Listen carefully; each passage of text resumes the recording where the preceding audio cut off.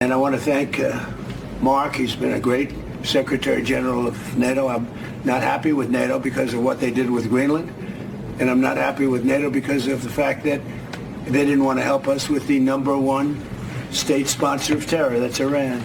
They were unwilling to help us. Now, in all fairness, I didn't speak to Mark about it. I think if I did, it might have been different. But we didn't need help.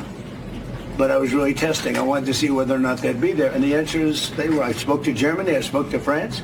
Spoke to UK, spoke to Italy, I didn't speak to Spain. Spain is a wasted cause. We don't want to do any trade business with Spain anymore, by the way. I'd like you to cut it off.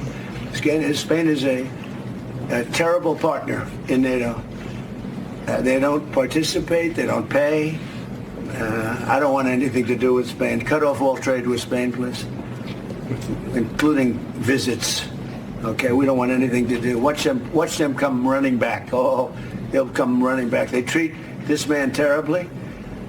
Now, yesterday, I made a video right after the situation happened regarding Ceuta, the town that got invaded by Morocco. I've seen political analysis calling it hybrid warfare. And to be honest, that is an interesting take. If you are going to push tens of thousands of people into a city and immediately drain it of its resources, and crime skyrockets, and you're going to wait for the other government to do something about it so that you can then try foul, yes, it actually does look like an act of aggression. There's no other way to view it. If you do it to China, if you do it to the Soviet Union, if you did it to any other country that respects itself, they would accurately call it an act of aggression. So people that take offense into how it's called hybrid war, it's like, no, I do think it's a very accurate description. But as I pointed out, Ceuta is on the side of Morocco. Now, many people do not know that Ceuta actually existed before Morocco existed as a nation state.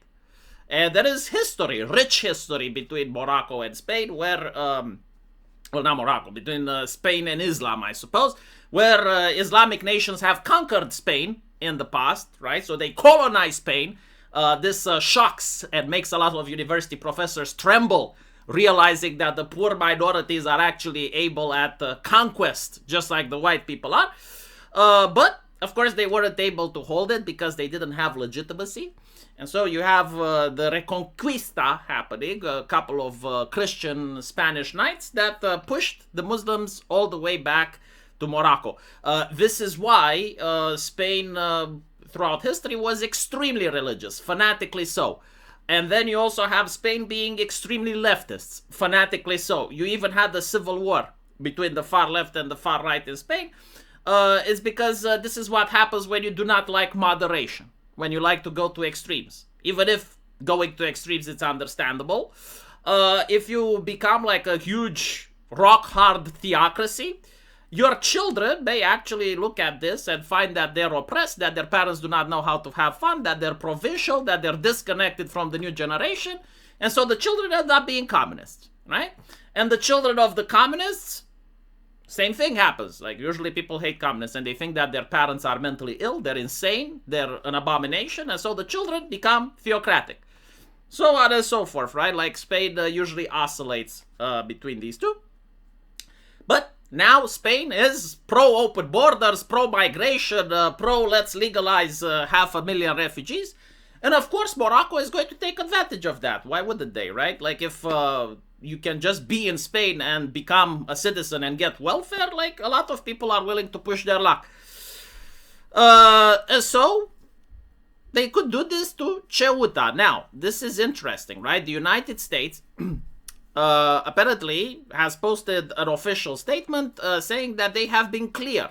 We recognize Moroccan sovereignty over Western Sahara. So in other words, the United States says that Ceuta belongs to Morocco. Interesting.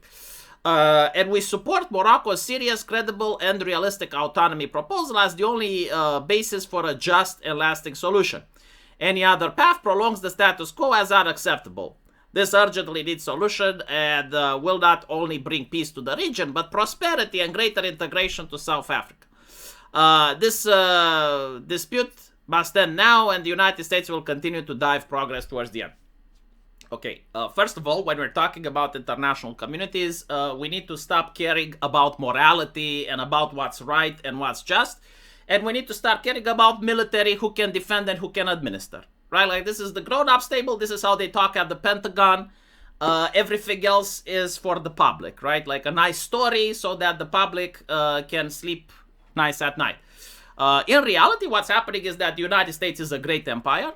And like many other empires on planet Earth, it wants to control trade routes. So it's interested in controlling the trade routes in the Middle East. It's interested in setting oil prices for the entire humanity, because oil is energy, right? Not solar bullshit. And in order to do that, it requires military bases around the world. And so nations have signed agreements with the United States and said, yes, you can have your military base on our land. But, you know, if someone violates our territorial integrity, you guys intervene. You guys defend us, right? Like, that is the deal that America has had with many nations in Europe. The problem with Spain is, well, Spain is now a progressive nation. It doesn't like colonialism. It doesn't like empires. Like, fair enough, right? And so when there was a war with Palestine, they sided with the Palestinians. And they upset one of America's strongest and most important allies, Israel, right? Notice, Israel is allowing America to use the military bases in the region, right? Israel has never told America, strong ally, unlike Spain. But then there was the war in Iran. And Spain has also told the Americans to fuck off. You're not going to use the military bases. Now, this is a challenge to the United States, right? Like, Spain stepped up to the United States and we're like, ah! Spain has the right to step up to the United States. I personally hate the war with Iran. I think it was foolish. And I think it was dumb. But it was American foolish and American dumb. See, Romania also has a problem with Transylvania. Right? Because, like, someone brought it up in the comment section. Like, Romania has Transylvania, which is contested by Hungary. Romania also has Moldova, which is contested by Russia. And this is why we allow Americans to have their bases in Romania. And so if America says we're going to war in Iran, yes, sir. We are going against the Palestinians. Godspeed. You know, like, this is how you actually behave when you don't have a military. When Romania is going to have aircraft carriers and a powerful army, then we can also tell America, the same way China tells America, how about you go fuck yourself, right? And so Spain is now trying to tell the Americans, no, actually, we're a sovereign nation, we belong to the European Union, we get to do whatever we want. And the Americans are telling Spain, sure. If that's the case, Morocco has the right to do whatever it wants as well. So, this is interesting. A lot of individuals are asking, well, who the fuck is the United States to recognize the territorial integrity of Morocco?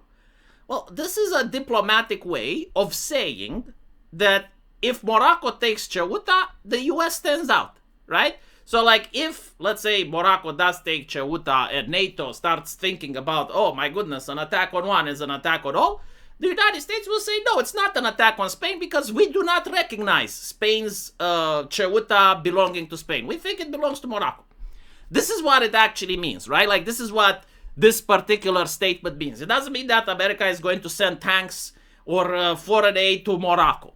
What it means is that if Morocco were to genuinely, like, send the military into Ceuta, which I don't think they will, but assuming that they would, the United States would not do anything.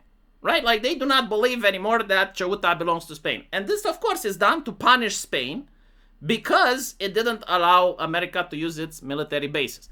And you can see people here, right, saying that this is the Jews, the Jewish people, right? Let's see, where is it with the Jews?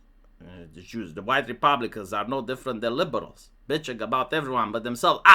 The message is clear, right? Like, so the message was muddy, but Bobby T makes it clear. The Jewish state will do everything in its power to destroy. Why wouldn't the Jewish state do it, though? Like, right? Like, the Jewish state is a nation with international ambitions. Yes, of course, they do not appreciate the fact that Spain has told no to Americans when it's with their war in Iran. But again, like, maybe Spain does have a massive flotilla. They do have a strong military and they can defend Ceuta and administer it, right? Now, again, I'm not saying that this is fair. I'm not saying that this is moral. But if you want to predict how nation states act, and if you want to understand how the conversations actually happen behind closed doors, now you know. Nation states have interests, right? And so if you're the United States, your interest, if you build bases around the world, is to make sure that none of your little bitches is going to step out of line and basically say no for whatever reason. They're not supposed to, because then others get the idea that they can tell no to you and you become weak and pathetic, like under Joe Biden, right? Now, again, nation states can refuse to have American bases on their soil. Like Spain could at any point, start the procedure where they could say, no, we do not need the United States. We have the European Union and the European Union's army, and we can handle ourselves. Spain can do this. Why isn't it? I mean, if Spain has big balls, this is how they should play. They should say, okay, well, we don't need America anymore. But you can't play two sides, right? A person cannot have two masters. You cannot simp for Iran and China and simp for America as well. You got to pick and choose. So either you want American military bases or you don't. But you don't get to bitch and cry when America says, okay, well, if you get fucked, you get fucked. I mean, right? I think I'm making sense here. Like, a lot of people got upset when I made the previous video, but like, this is legitimately how the people in charge think, and this is how I would think as well. If I was in Spain, I would have never ended up in this situation, right? Like, the Spanish people also have a possibility. Either you elect a person that's not mentally ill in government, right? So like, stop electing socialists that push legislation that if a foreigner goes into your house, they're now squatting and they can sit there. Or go full on Soviet Union if that's the case. If you want communism, like, do it correctly, like the Soviet Union did. Make a massive wall, start shooting people that try to cross, start oppressing people properly, send them to the gulag, like the Chinese do, create cheap products and sell them off. Like, at least if you're going to communism, right, like, do communism with a big cock, get your fucking Stalin up, start creating like a actual prison state. And at least when your grandfather dies, you can say, well, at least he died for something. Like, look, Spain is one of the strongest nations in Europe, like the Soviet Union used to be, right? So, like, if you're going to go communism, don't pussyfoot around the issue. Do it fucking properly, right? So that's my advice. Yeah, like, the Spanish people can be the only ones that solve this problem by electing one of the two. Like, if you want to be left-wing, be left-wing properly. If you want to be right-wing, then, well, elect someone more reasonable than the current government. Let me know what you guys think. And as usual, we'll see each other in the comment section. Take care.